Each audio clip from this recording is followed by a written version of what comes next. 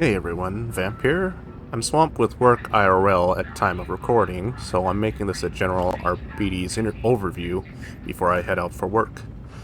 Other content creators will likely have more detailed breakdowns as part of the media embargo lift. I opted to use the most of my limited playtime on having 44 stacks recorded to make a point that we've made a reasonably balanced class that still hits at a power level appropriate for a DLC release. One of my testing buddies and fellow YouTuber, Cooley, has also been making a Steam guide with dry technical descriptions of everything Arbites, straight with data sourced from the code and internal knowledge as a playtester. I will update any descriptions and pin comments in my videos once they put it out. I'll start off with some of the base characteristics for Arbites, blitzes, and then combat abilities, the talent tree and keystones, and then some quick basics with each Arbites weapon with their movesets and weapon specials. Alright, here are some baseline characteristics for the Arbitrator. They share the same stamina regeneration delay as Psyker. They have 200 base HP and 150 base toughness. The Cyber Mastiff will also attack enemies automatically during live missions. They'll also attack any elite specials or monsters you designate with a double click of ping. The Cyber Mastiff is responsive and will quickly pin down anything you mark on short notice. Additionally, this is huge in Havoc when you have the red condition, because it is the only thing that can pin down a red.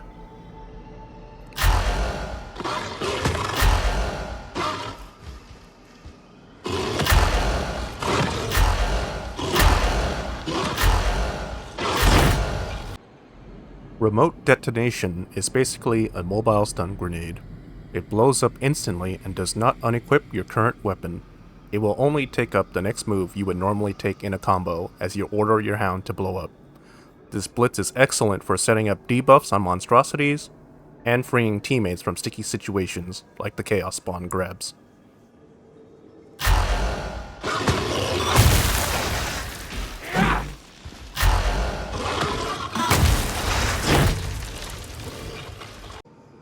The Shock Mine is a no-frills practical tool to simply shut down an area on demand. It has a smaller explosion radius than the Zealot's stun grenade but lasts longer, and they are excellent for setting up traps and choke points, or holding down a horde so you can focus on a monstrosity.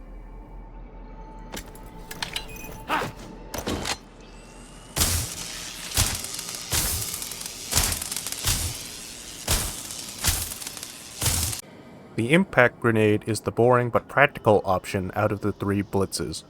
It is a middle ground between a Veteran's Shredder and Crack Grenade, but without a fuse timer. I don't remember the exact numbers off the top of my head, but imagine that they have most of the Shredder's explosion radius, with most of the Crack's damage.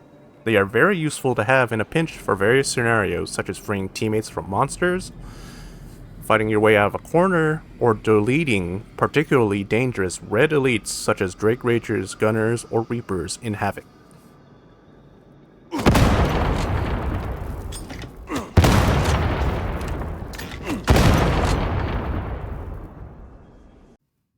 Castigator's stance is basically a reverse Scryer's Gaze. It is your defensive limit break option, and while you lose your ability to sprint, it also removes penalties for everything else you do that involves movement. This is especially strong in situations where you're aiming down sight or brace while shooting, attacking in melee, or pulling off a reload without canceling the animation by crouch sliding while absorbing hits from enemies.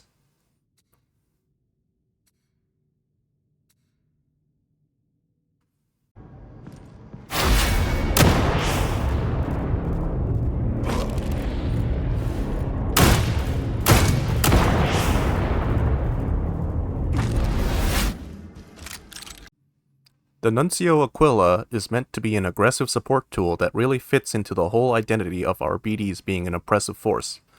It is an exceptional tool for choke points and moments when enemy mass is simply so high that the cumulative buffs and debuffs could make the difference.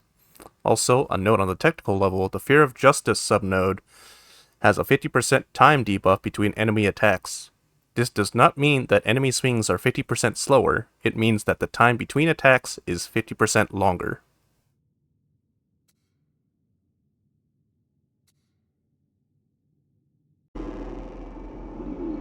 Leniency is a sign of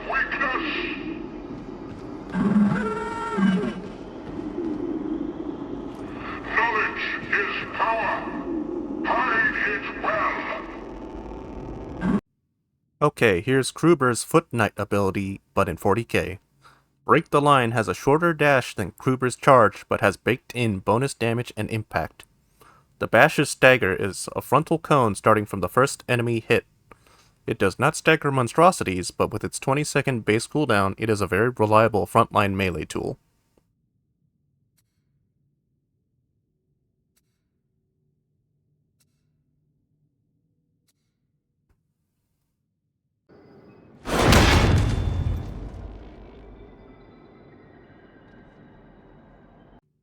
Okay, here's the full talent tree. Overall, every single talent has been designed and placed where it is intentionally. The flow of the tree is a refinement of what we've done as playtesters to the Ogren tree. Blitzes, auras, combat abilities have few, if any, point taxes to reach no matter where you are in the tree, so builds should be flexible. The goal of the talent tree was for players to feel like they wish they had 1 to 2 more talent points available because there's so much good stuff to grab. This makes opportunity costs painful. I have yet to see identical builds across multiple testers and content creators throughout the media build. I do not have the time currently between work to go into exact detail over every talent, so please pause the video to look over the talents and keystones, or seek breakdowns from other content creators.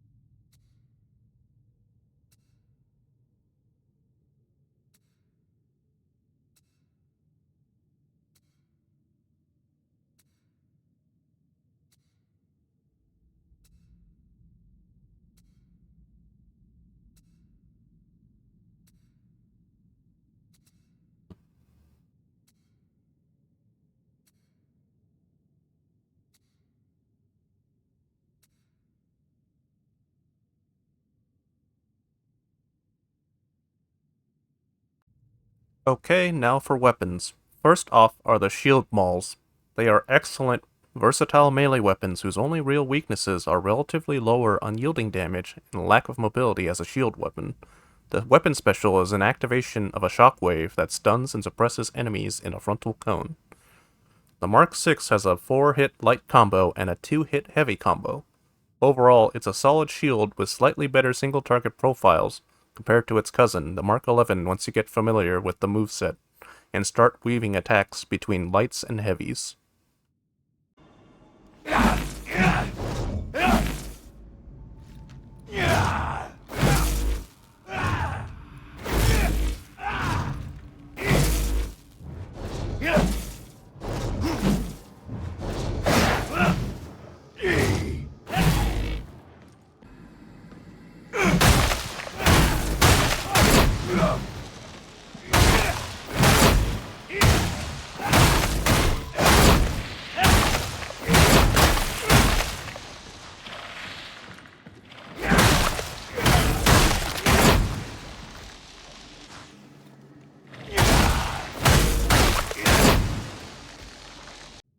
Mark 11 has a little more variation, with uppercuts available in its combos.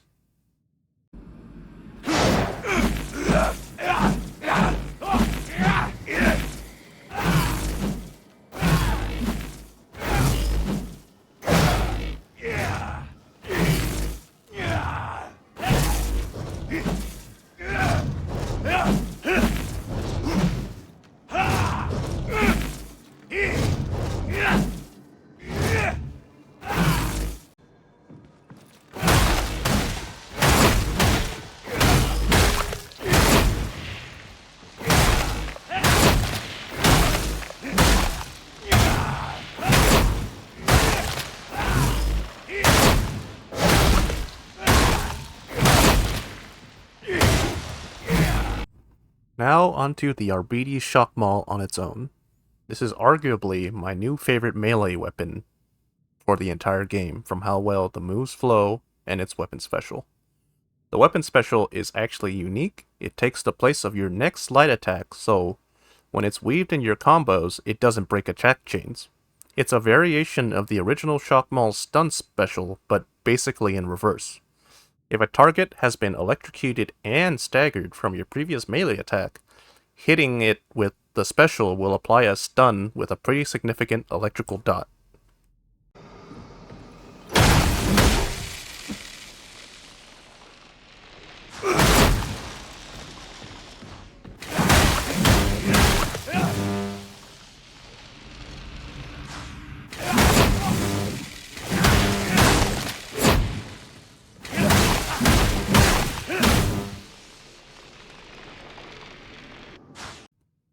Now onto the class-exclusive Arbites Shotguns.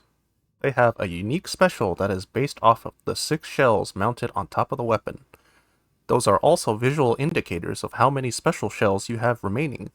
Any ammo pickup of any size will currently replenish all 6 shells, so it's best to use them up before you pick up ammo. The 2 different marks have 2 different special shells to load. Overall, these shotguns are extreme damage dealers, with each mark specialized for different buckshot patterns and enemies. They are both exceptional damage dealers against unyielding. The Mark III has an adaptive duckbill that opens up and narrows depending on whether you hip fire or aim down sight with the weapon. It is more close range focus and does better maniac damage compared to the Mark VIII. Its weapon special loads an electric buckshot that applies a stun effect similar to the one from the shock mine.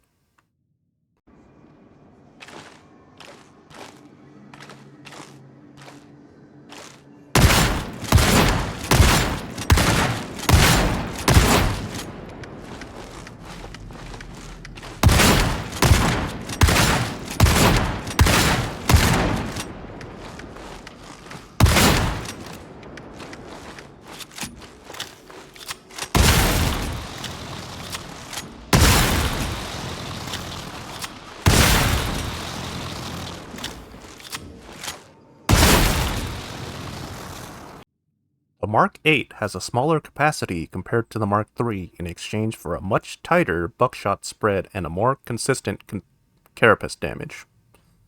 The tighter spread means it functions as a longer range weapon for Arbites. Its weapon special is a debuffing buckshot that applies 25% brittleness on anything hit for 8 seconds. This is ideally used when a strike team really wants to bring down a monstrosity quickly.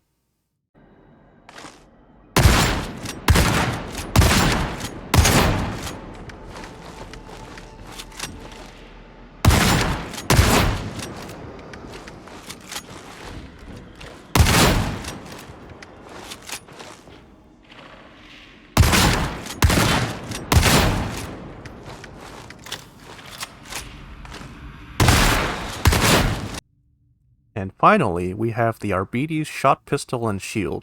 This is a unique hybrid weapon that provides a safer alternative for range weapons. It packs a hefty punch against monsters when point blank, and you can block range fire when held down and still shoot the gun. Its weapon special is divided between light and heavy inputs. The light is similar to a push attack from melee weapons, while the heavy is a shield bash that does actual damage.